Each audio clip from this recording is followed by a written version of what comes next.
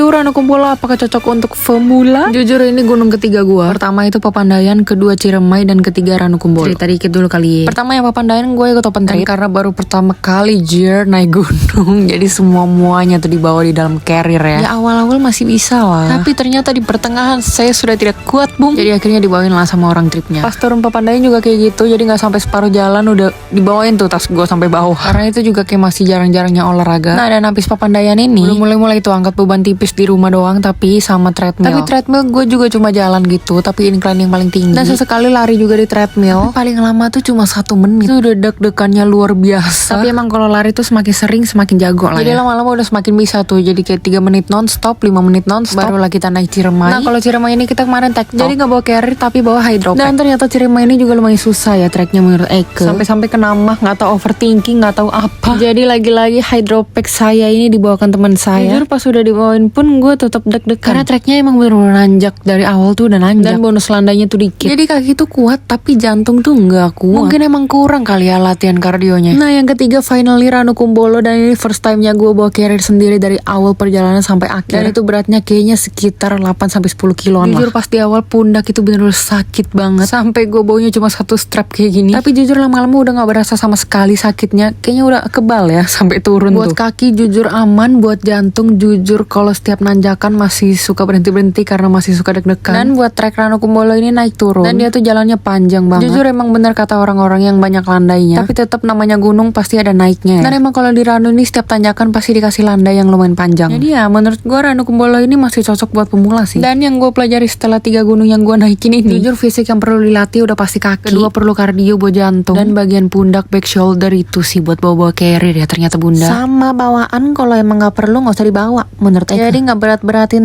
pundak tuh. Ya. Jadi betul Ranukumbolo untuk pemula tapi yang udah ada persiapan. Makanya olahraga tipis-tipis. Dan carilah teman yang benar. Biar nggak ditinggal. Wes, bye.